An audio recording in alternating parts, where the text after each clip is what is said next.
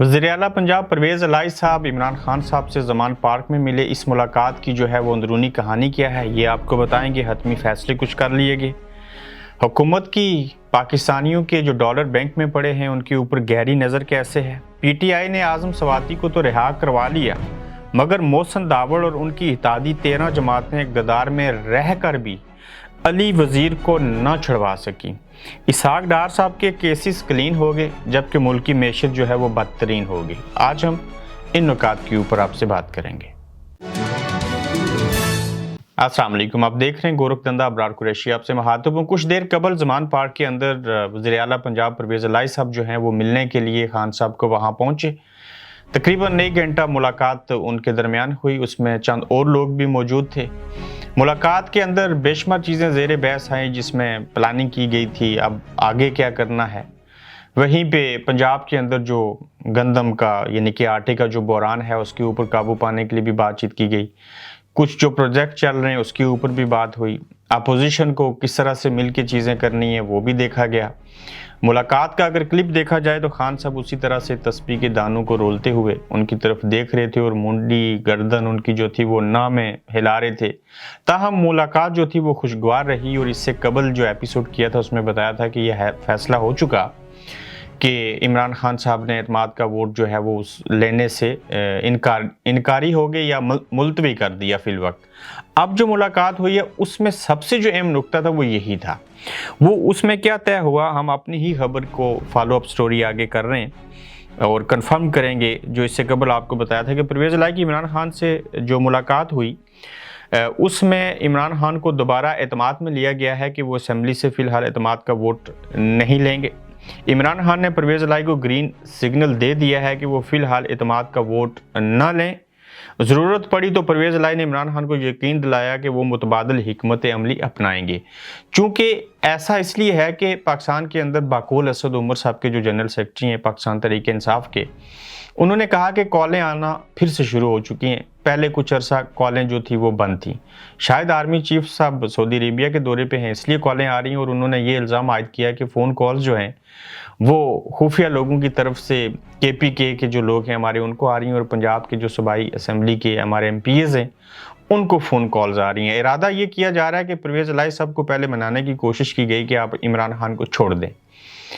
मोहसिन इलाही की वजह से ज़्यादातर परवेज़ इलाही जो थे वो इनकारी हुए कि हम इमरान खान को नहीं छोड़ेंगे। जब इन्होंने इनकार किया तो बाकियों को इकरार करवाने के लिए कि परवेज़ इलाही ही को फारग कर दें तो इसलिए अब कॉलें की जा रही हैं, बंदे तोड़ने की कोशिश की जा रही है। मगर चंद वो लोग जिन्होंने कहा था कि हम परवेज़ इलाही साहब एतमाद का वोट लें तो उनको वोट नहीं देंगे, वो भी चंद लोग सामने आए। उनमें से बास उन्होंने कहा कि हम वोट देंगे और ताहाल पाकिस्तान तहरीक-ए-इंसाफ के MPs को और काफ लीग के MPs को तोड़ा नहीं जा सका। मगर कोशिश ये ज़रूर है कि MPs को तोड़ा जाए और परवेज़ इलाही साहब अगर मानने से इनकारी हैं, बाकी चीज़ें हैं तो हम वज़ीर-ए-आला को बदल दें और नया वज़ीर-ए-आला PDM की तरफ से यानी कि नून लीग की तरफ से आ जाए।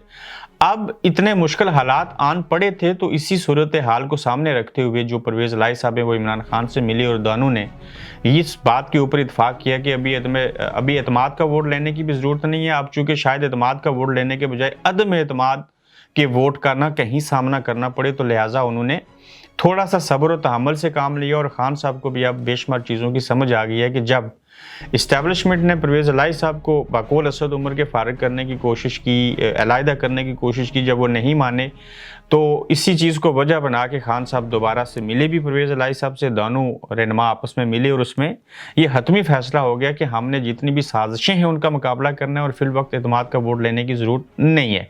अब देखना ये होगा कि जो अपोजिशन है 13 जमातें हुकूमत पंजाब में अपोजिशन और वफाक में हुकूमत, वो 11-13 जमातें मिलके जिस तरह से फ़ोन कॉल्स भी आ रही हैं, क्या परवेज़ इलाही को हटा सकेंगी या कि एक चीज़ जो है उसको डाइवर्ट करने की कोशिश की जा रही है और प्रेशर यानी कि आप पहले नुक्ते से ही हट जाएंगे, एतमाद का वोट लेना पड़ेगा या असेंबली तोड़नी पड़ेगी या इस्तीफ़े दे देंगे। अगर ऐसी सूरत हाल हुई कि एतमाद का वोट ले आए और वो उसमें कामयाब भी होगी तो फिर जैसे नेशनल असेंबली के अंदर से पाकिस्तान तहरीक-ए-इंसाफ के MNAs ने इस्तीफ़े दे रखे हैं, इसी तरह से ये पंजाब असेंबली से भी इस्तीफ़े दे देंगे और इसके अलावा तो हाल ही कोई नहीं उनके पास। देखना ये होगा कि इस्टेब्लिशमेंट अपने बंदे परवेज़ इलाही साहब को बचाएगी या परवेज़ इलाही साहब उनकी बात मान के बच जाएंगे या इमरान खान को छोड़ेंगे या फिर अदम एतमाद का सामना करेंगे। मल्टीपल चीज़ें जो हैं वो चल रही हैं। ये सब्जेक्ट हमसे काफ़ी वक्त ले गया। आगे बढ़ते हैं कि पीटीआई ने तो आज़म सवाती को एहतजाज करके रिहा करवा लिया, मगर मोहसन दावड़ और उनकी इत्तेहादी जमातें 13 जो हैं इक़्तिदार में रहकर भी अली वज़ीर साहब जो हैं उनको नहीं छुड़वा सकी। अली वज़ीर साहब लंबे अरसे से उनको सिंध में फेंक रखा है।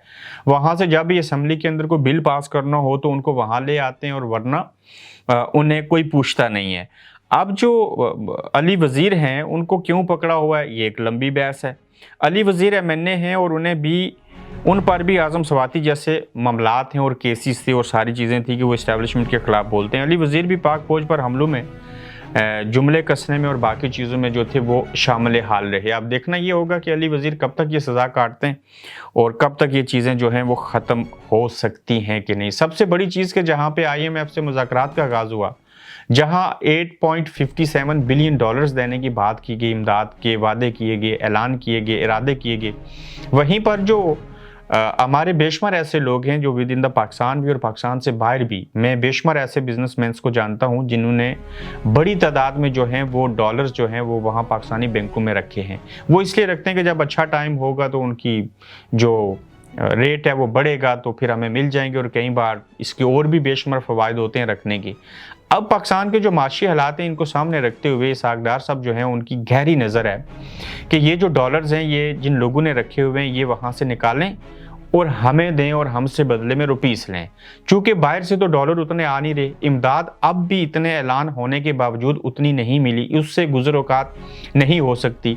तो हुकूमत क्या चाहती है कि ओवरसीज़ पाकिस्तानियों ने या जो पाकिस्तानी लोग वहाँ पे पाकिस्तान में रहते हैं उन्होंने जो डॉलर्स मुख्तलिफ बैंकों के अंदर बड़ी तादाद में रखे हैं उस डॉलर को अब मार्केट के अंदर लाना पड़ेगा, यानी कि हुकूमत के पास आ जाएँ और हुकूमत के पास जो दुश्वारी है, जो डॉलर की कमी है और डे बाय डे जिस तरह से डॉलर कम हो रहा है, उस कमी को पूरा करने के लिए और बैरूनी इमदाद तो जो भी मिलेगी उससे तो किस्तें देनी पड़ेंगी और फिर इन लोगों से डॉलर लेके कमी को पूरा किया जा सकता है। अब देखना ये होगा कि कानूनी तौर पे आप तो किसी की गर्दन के ऊपर लात रख के तो उसको मना नहीं सकते, तो इनको क्या डील देंगे, क्या फ़ायदा देंगे, कोई बेनिफिट्स देंगे लोगों को, कोई लालच, कोई चीज़ जिसके बायस ये लोग जो है बैंकों में डॉलर्स उन्होंने रखे हुए हैं उनको हुकूमत के साथ रुपये के साथ कन्वर्ट करके या जैसे भी जो तरीक़ाकार है वो उनको देंगे, जिससे हुकूमत जो है वो उनको यूटिलाइज़ करे, उनको इस्तेमाल में लाए और अपनी मुल्क की मैशत को बेहतर करने के लिए चीज़ हो सके।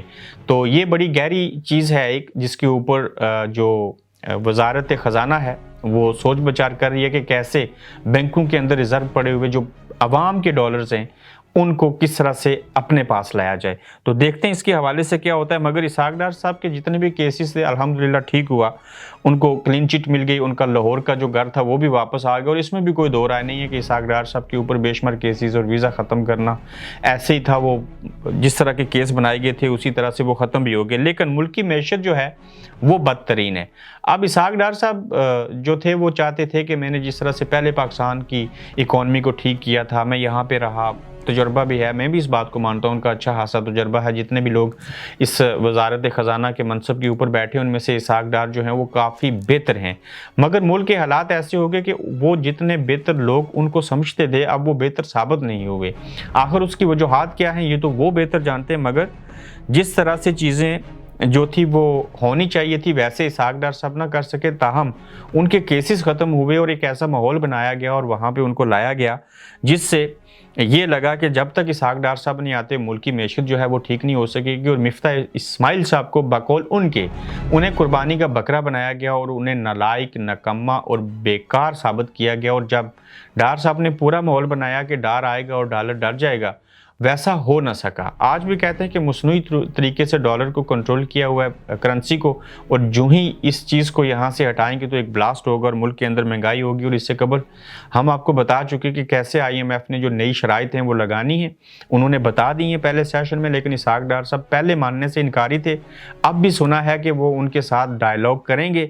देखना ये होगा कि किस हद तक मानते हैं या नहीं। हम चूँकि ठहरे बेकारी मांगने वाले, तो जो मांगने वाला होता है उसको तो दूसरे की बात मानना पड़ती है। तो किस हद तक कितनी बातें माननी पड़ेंगी, किस किस चीज़ को वो महंगा करेंगे। खासकर पेट्रोल और डीजल तो महंगा होगा और बेशुमार चीज़ों के ऊपर टैक्स लगेगा। ये ऐसी चीज़ें हैं, पेट्रोल और डीजल, ये जो ही महंगे होंगे हर चीज़ के ऊपर इनका बराह रास्त असर पड़ेगा और मुल्क के अंदर फिर से महंगाई होगी, फिर से अवाम बोल उठेंगे।